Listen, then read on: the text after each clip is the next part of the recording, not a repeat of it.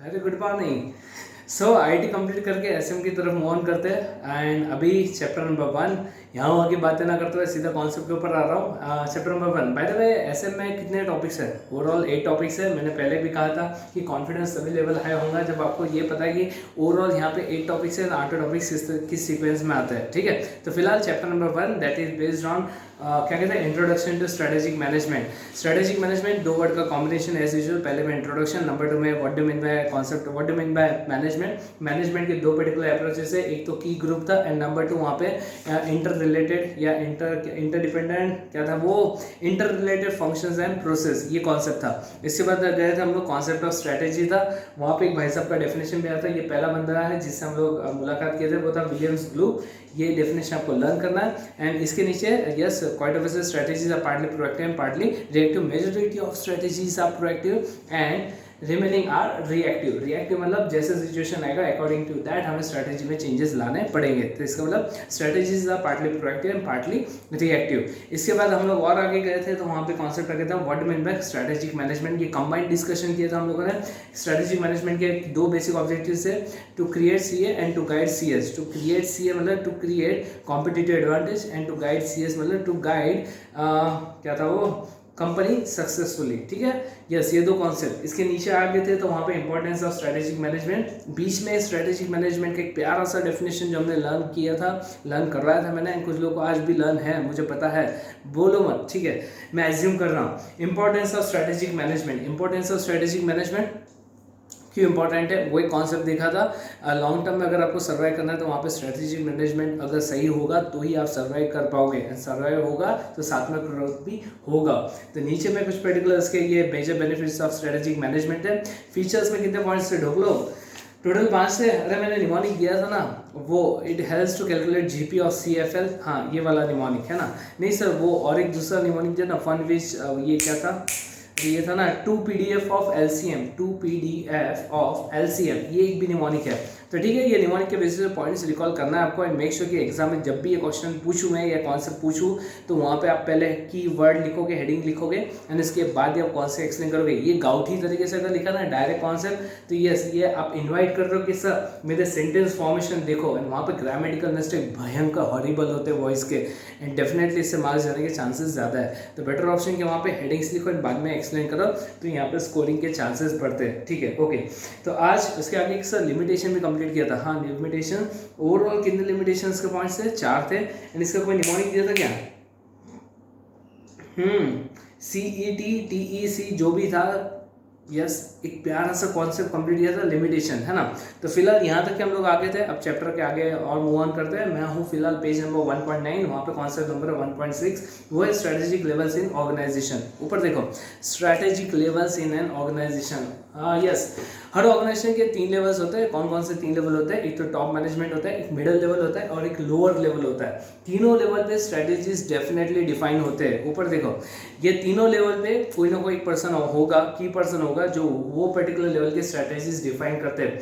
Top level पे strategies define होते हैं, मिडिल लेवल पे उसे क्या कहते हैं इम्प्लीमेंट किया जाता है। तीसरे वाले लोग सिर्फ ऑपरेशन बेस्ड होते हैं, ये सिर्फ जैसे इंस्ट्रक्शंस मिलेंगे वैसे वो फॉलो करते हैं। ठीक है, तो टॉप मैनेजमेंट का काम क्या था? वहाँ पे स्ट्रेटेजी डिफाइन करना।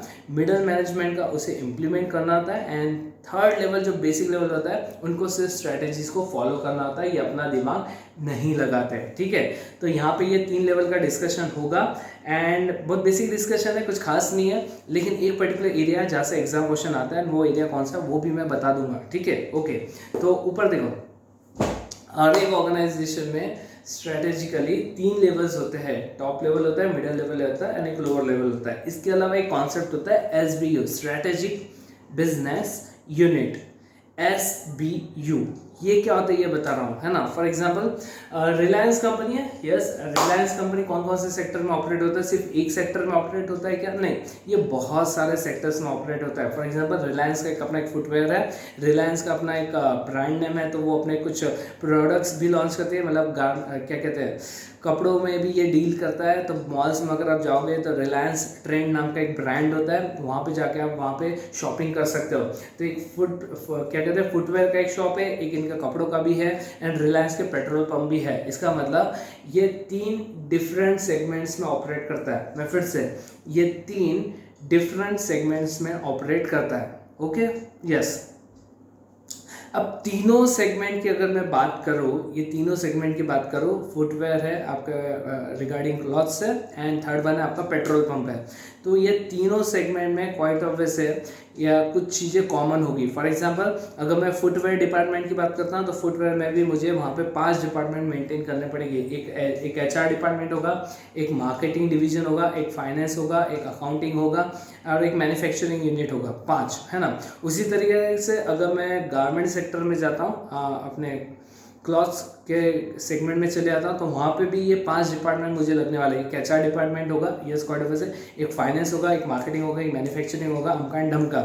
एंड उसी तरीके से पेट्रोलियम सेक्टर में जाता हूँ तो वहाँ पे भी रिलायंस की ये 5 पर्टिकुलर कैटेगरीज या ये 5 डिपार्टमेंट होते हैं। समझ में आ रहा है? इसका मतलब 3 डिफरेंट सेगमेंट में कुछ टास्क ऐसे हैं जो कॉमनली फॉलो होते हैं। ओके, तो ये जो 3 यूनिट्स है, ये तीनों भी प्रॉफिट सेंटर, ये अपने आप में एक प्रॉफिट सेंटर है। मतलब मान के चलो अगर रिलायंस कंपनी को अगर मान के चलो पेट्रोलियम सेक्टर में लॉस होता है तो सोचेगा यार ये 3 सेक्टर में से ये पेट्रोलियम सेक्टर है जहाँ पे मुझे अच्छा खासा लॉस बेयर करना पड़ रहा है, तो क्यों ना इसे सेल आउट करे। समझ में आ रहा है? तो ये अपने आप में एक पर्टिकुलर इंडिपेंडेंट यूनिट है। तो ये जो 3 पर्टिकुलर सेक्टर की मैंने बात की, इसी को हम लोग कहते हैं SBU, स्ट्रेटेजिक बिजनेस यूनिट। हर यूनिट अपने आप में एक प्रॉफिट सेंटर है। तो रिलायंस के कितने प्रॉफिट सेंटर है? 3 है। हो सकता है ये 3 में से कोई एक प्रॉफिट सेंटर लॉस में, एक पर्टिकुलर सेंटर लॉस में चले, बाकी 2 प्रॉफिट मेकिंग हो, तो डेफिनेटली एंड तीनों पर्टिकुलर सेगमेंट का अपना अपना अलग स्ट्रैटेजी होगा, अपना एक अलग प्लानिंग चलता है। समझ में आ रहा है? तो इन शॉर्ट आज का जो डिस्कशन है मेरा इसी के ऊपर बेस्ड है कि हर एक ऑर्गेनाइजेशन में 3 लेवल्स होते हैं। एक तो टॉप लेवल होता है, एक मिडिल लेवल होता है और एक लोअर लेवल होता है। ठीक है, इसके अलावा एक कॉन्सेप्ट और है, that is considered as a SBU। इसको हम लोग कहते हैं स्ट्रेटेजिक बिजनेस यूनिट। ये यूनिट क्या होता है? जैसे 3 अलग अलग सेगमेंट, तो इनका इतना ही कहना है कि हर एक SBU का अपना एक स्ट्रेटेजी होता है एंड वो अपने स्ट्रेटेजी के लिए खुद रिस्पॉन्सिबल होगा। अगर मान के चलो मैं पेट्रोलियम सेगमेंट का मैं CEO हूँ, तो क्वाइट ऑब्वियस है मैं स्ट्रेटेजी अपने सेगमेंट का स्ट्रेटेजी मैं खुद डिसाइड करूंगा एंड इन केस अगर मुझे लॉस होता है तो उसके लिए मैं ही रिस्पॉन्सिबल होता हूँ। बाकी सेगमेंट का उससे कोई लेना देना नहीं है। ठीक है, क्लियर है? ओके, चलेगा। तो आज का सेशन शुरू करता है। बेसिक्स कॉन्सेप्ट मैंने बता दिया। अब सिर्फ यहाँ पे कॉन्सेप्ट क्या है जो एग्जाम में आपको लर्न करना है वो चेकआउट करो। कॉन्सेप्ट नंबर 1.9, नहा के बैठे हो या नहीं बैठे हो मुझे उससे कोई लेना देना नहीं है। सिर्फ पॉइंट इतना है कि कितना सिंसियरली आप मेरे सेशंस कर रहे हो। ठीक है, ओके, आई होप सो कर रहे हो आप लोग सिंसियरली। चलो गुड। हाँ, yes, strategic levels in organisation, concept number 1.6। मैं हूँ पेज नंबर 1.9, आपके इसमें चेक करो। एंड यहाँ पे फर्स्ट पैरा में थर्ड लाइन है, there are 3 main levels of management. Number 1 corporate, business and functional. General managers are found at the first 2 of this levels. GM are found at the first 2 of this level, but their strategic roles differs depending on their spheres of responsibility. Simple है? Okay, चलो। तो कितने levels हो गए? 3 level. नीचे diagram दिया है आपको, उसमें देखो एक हेड ऑफिस होता है, इसको कहते हैं हम लोग कॉर्पोरेट लेवल। कॉर्पोरेट लेवल पे कौन कौन होते हैं? ढूंढ लो। एक काम करो, वहाँ पे वो कॉर्पोरेट लेवल लिखा है ना, तो वहाँ पे लिख देना कॉर्पोरेट लेवल मैनेजर्स, है ना, ऐसा कर देना। सेकंड में बिजनेस लेवल लिखा होगा तो वहाँ पे कर दोगे बिजनेस लेवल मैनेजर्स। एंड तीसरे में फंक्शनल लेवल मैनेजर्स। मतलब तीनों लेवल पे क्वाइट ऑब्वियसली कोई ना कोई मैनेजर होगा। यस, एंड एक पर्सन दूसरे पर्सन का बॉस होगा, एक पर्सन दूसरे पर्सन का सीनियर होगा या तो जूनियर होगा। लॉजिकली चलता ही है ऐसा, है ना। तो कॉर्पोरेट लेवल मैनेजर्स में कौन कौन होते हैं? CEO होते हैं, बोर्ड ऑफ डायरेक्टर्स होते हैं, other senior executives and corporate staff. Business level managers में कौन होता है? Division managers and staff, and last में फंक्शनल मैनेजर्स। Okay, done. चलो, तो फिलहाल 3 लेवल आप याद रखोगे। वो देखो उसमें डायग्राम में हेड ऑफिस दिया होगा, हेड ऑफिस के नीचे division A, division B and division C। ये तीनों को बड़ा सा सर्कल मार के साइड में कर देना SBU, स्ट्रेटेजिक बिजनेस यूनिट, ऐसा कर देना। हाय करो रे, करो। Okay, done. चलो, तो फिलहाल कॉन्सेप्ट शुरू करते हैं। नीचे में डायग्राम के नीचे जो पहला बड़ा सा पैरा आएगा ना, तो वो SBU के ऊपर बेस्ड है। SBU अभी बताया मैंने, स्ट्रेटेजिक बिजनेस यूनिट, ये अपने आप में एक प्रॉफिट सेंटर है। देखो An organization is divided into a number of segments that works together to bring a particular product or service to the market. If a company provides several or different kinds of product or services, it often duplicates its functions and create a series of self-contained division to manage each different product और services. जैसे मैंने बताया कि ये तीन division है, division A, division B and division C, ये तीनों इंडिपेंडेंट डिवीजन है, तो क्वाइट ऑब्वियसली तीनों डिवीजन में डिपार्टमेंट सेम रहेंगे। अरे डिवीजन ए में भी एचआर होगा, डिवीजन बी में भी एचआर डिपार्टमेंट होगा एंड डिवीजन सी में भी एचआर डिपार्टमेंट होगा। यहाँ पे भी फाइनेंस होता है, वहाँ पे भी फाइनेंस डिवीजन होगा, थर्ड में भी होगा। ये तीनों डिवीजन में अकाउंटिंग भी होगा। इसका मतलब कुछ ऐसे प्रोसेस है जो तीनों डिवीजन में कॉमन में या सेम चलते हैं, ये इनका कहना है। नेक्स्ट पॉइंट, हाँ लर्न नहीं करना, देखो आगे। The general managers of this division then becomes responsible for their particular product line. Underline करो, मैंने पहले बताया कि हर एक डिवीजन का जो भी की मैनेजर होगा, जो भी जीएम होगा, वो खुद ही अपने सेगमेंट के लिए स्ट्रेटेजीज डिफाइन करेगा। इनकेस अगर प्रॉफिट होता है तो उसे शाबाशी मिलेगी, अगर लॉस होता है तो गालियाँ भी पड़ेगी। यस डेफिनेटली, मतलब ये ऐसे नहीं बोल सकते कि ये बाकी सेगमेंट की वजह से मैं लॉस में चले गया, अरे उससे तेरा कोई लेना देना नहीं है। डिवीजन ए ये इंडिपेंडेंट डिवीजन है, इसका प्रॉफिट लॉस उसके लिए वही रिस्पॉन्सिबल होगा। देखो next point, yes the overriding concern of the divisional manager is healthy growth of their division. yes हर एक डिवीजन मैनेजर को लगता है कि यार मेरा डिवीजन बहुत अच्छे से परफॉर्म करता है तो बहुत ज़्यादा अच्छा, मुझे शाबाशी मिलेगी। अगर वो डिवीजन ज़्यादा मुझसे कमा रहा है तो क्वाइट वैसे मुझे में थोड़ा बहुत जेलसी फैक्टर भी होगा। देखो they are responsible for deciding how to create a competitive advantage and achieve higher profitability with the resources and capital they have at their disposal. सब division are called SBUs. Clear है यहाँ पे? तो ये जितने छोटे छोटे डिवीजन है, इंडिपेंडेंट डिवीजन है, दोज आर कॉल्ड एसबीयूज। ओके चलो डन। अब आ जाओ, अब कॉन्सेप्ट शुरू हो रहा है। अब तीन लेवल, पहला corporate level, number 2 business level managers and तीसरे फंक्शनल लेवल। सुनो अभी जो डिस्कशन होगा, अभी जो मैं डिस्कशन करने वाला हूँ तो उसमें डिस्कशन ये रहेगा कि ये तीनों लेवल पे जो भी मैनेजर काम कर रहा है उसके फंक्शंस क्या है। जैसे कॉर्पोरेट लेवल पे जो मैनेजर लोग काम कर रहे हैं तो उनके फंक्शंस क्या है, बिजनेस लेवल पे जो लोग काम कर रहे हैं उनके फंक्शंस क्या है, फंक्शन लेवल पे जो मैनेजर्स काम कर रहे हैं उनके फंक्शंस क्या है ना। तो अभी जो पढ़ूंगा ये एग्जाम क्वेश्चन है, इसे इंपॉर्टेंट करो। The corporate level of management consist of, मेरा यहाँ से bracket low, exam question important for 4 marks है ना। सर आप तो ऐसे कर रहे हो, ठीक है भाई ये ले।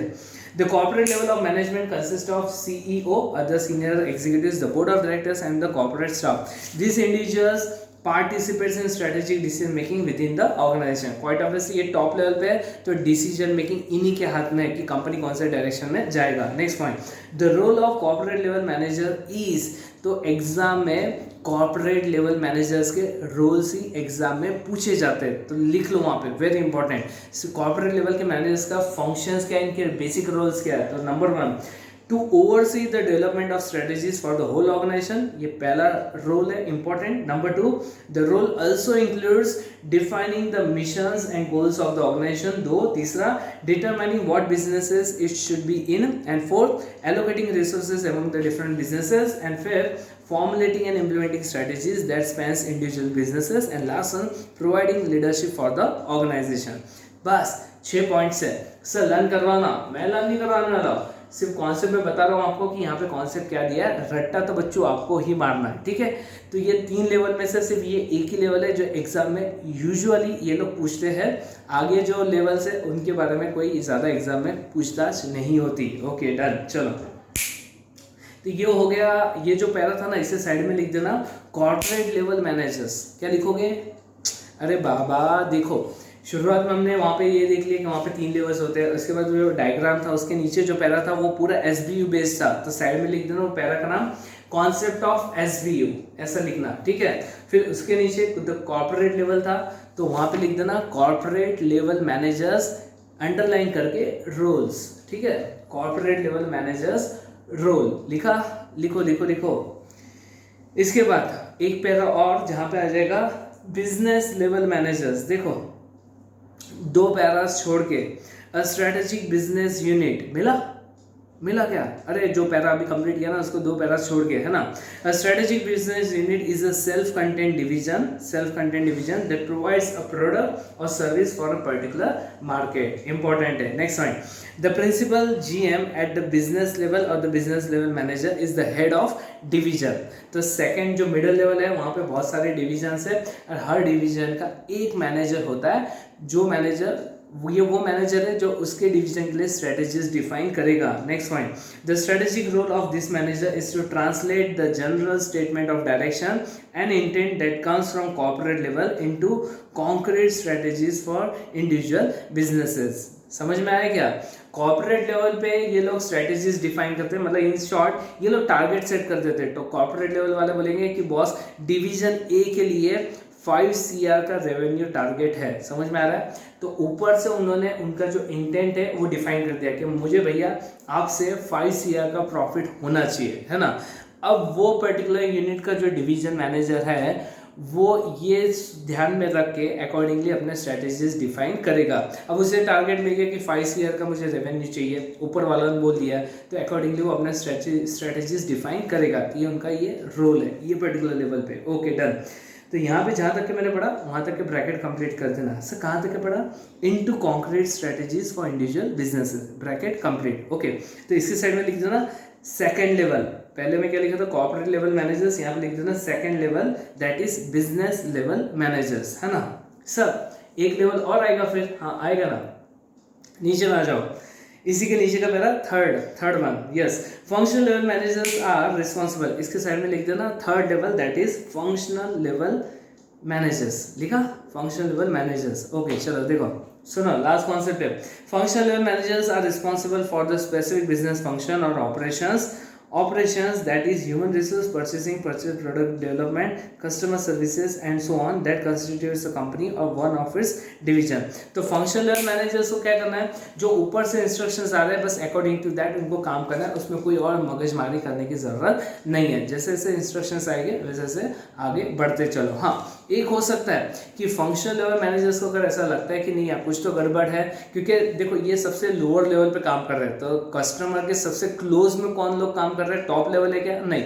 मिडिल लेवल है क्या? नहीं। ये तो लोअर लेवल पे जो लोग काम कर रहे हैं, लोएस्ट लेवल पे वही लोग कस्टमर से डायरेक्ट इंटरेक्ट कर रहे हैं। तो क्वाइट ऑब्वियसली इनको इजीली आइडिया आ जाता है कि यार मार्केट सिचुएशन क्या है, एंड अगर ये लोग चाहे तो ये टॉप मैनेजमेंट को अकॉर्डिंगली प्लान में चेंजेस करने के लिए सजेस्ट कर सकते हैं। सर ये आप बोल रहे हो या मॉड्यूल में लिखा है? मॉड्यूल में लिखा है। लास्ट पैरा देखो, यस लास्ट पैरा फोकस करो, हो ही गया। Functional managers provide most of the information that makes it possible for the business and corporate level general managers to formulate realistic and attainable strategies। तो quite वैसे एक keyword क्या था यहाँ पे? कीवर्ड अंडरलाइन कर, it provide most of the information. मतलब strategies बनाने के लिए टॉप लेवल को जो स्ट्रैटेजीज बनाना है तो किसके ऊपर से बनाएगा? उनके पास जो इन्फॉर्मेशन आएगा उसके ऊपर से। ये इन्फॉर्मेशन कहाँ से आएगा? फंक्शनल लेवल मैनेजर से। यस आगे, indeed because they are closer to the customer than the typical general manager is, functional managers themselves may generate important ideas that subsequently may become major strategy for the company। तो कभी कभी क्या होता है कि functional level managers ऐसी कोई information दे देते हैं, ऐसी कोई आइडिया देते हैं जो आइडिया स्ट्रैटेजी में कन्वर्ट हो जाता है एंड जो सभी पूरी कंपनी फॉलो करने लगता है। द रीजन भी ये कस्टमर के सबसे क्लोज में है। Yes okay next point, yes last point इसी में, an equally great responsibility for managers at the functional level is strategy implementation, the execution of corporate and business level plans, है ना। तो strategy implementation ये इनका prima facie function है, किसका? functional level managers का। ठीक है, तो ये क्या है? ये पर्टिकुलर लास्ट पैरा में 3 चीजें इंपॉर्टेंट है। नंबर 1, एक तो मेजॉरिटी ऑफ इन्फॉर्मेशन इन्हीं के पास आता है। नंबर 1, कभी कभी ये ऐसे आइडियाज देते हैं जो स्ट्रैटेजी में कन्वर्ट हो जाता है। एंड तीसरा, इनका सबसे प्राइमरी फंक्शन ये होता है कि जो भी स्ट्रैटेजी ऊपर से डिसाइड हुआ है उसे सही तरीके से इंप्लीमेंट करना। ठीक है, तो आज ये पर्टिकुलर 3 लेवल्स मैंने कंप्लीट किए। कौन कौन से लेवल हुए ढोक लो कंप्लीट। पहला था corporate level, number 2 business level and तीसरा फंक्शनल लेवल, और इन्हीं के बीच में एक पर्टिकुलर कॉन्सेप्ट था SBO, है ना। तो ये देखो एसबीओ कॉन्सेप्ट बहुत क्लियर रखना, क्रिस्टल क्लियर, क्योंकि आगे के जो कॉन्सेप्ट मैं पढ़ाने वाला हूँ या जो टॉपिक्स मैं लेने वाला हूँ उसमें एसबीओ का बहुत इंपॉर्टेंट डिस्कशन आने वाला है। तो एक ही चीज़ ध्यान में रखना, जब भी एसबीओ वर्ड आए तो ये समझ लेना ये इंडिपेंडेंट प्रॉफिट सेंटर है, मतलब या ये एक ऐसा डिवीजन है जहाँ पे या तो प्रॉफिट होगा या तो लॉस होगा, एंड ये अपने स्ट्रेटेजीज खुद डिसाइन करता है। इनकेस अगर प्रॉफिट होता है तो शाबाशी मिलेगी, एंड अगर लॉस होता है तो इन्हीं को जवाब देना है, ठीक है। That's why they are considered as a SBO independent business unit. Okay, आज के लिए बस इतना ही। एंड मेक श्योर कि एसएम को अच्छे से ब्रशअप करते रहो, इनके पर्टिकुलर डेफिनेशन बहुत इंपॉर्टेंट है, एंड बाकी चैप्टर में कुछ खास दम वाली बात नहीं है। आगे जो लास्ट एक जो नेक्स्ट सेशन होगा उसमें ये चैप्टर कंप्लीट हो जाएगा, इसके ऊपर भी बहुत जल्दी टेस्ट अनाउंस हो जाएगी। मैं कह रहा हूँ ना, आईटी में क्या है ऑलमोस्ट 13 to 14 सेशंस, एंड इसके रिलेशन में मोटा मोटा 4 से 5 सेशन में chapter over and out. Okay, sayonara and have a great day, bye bye.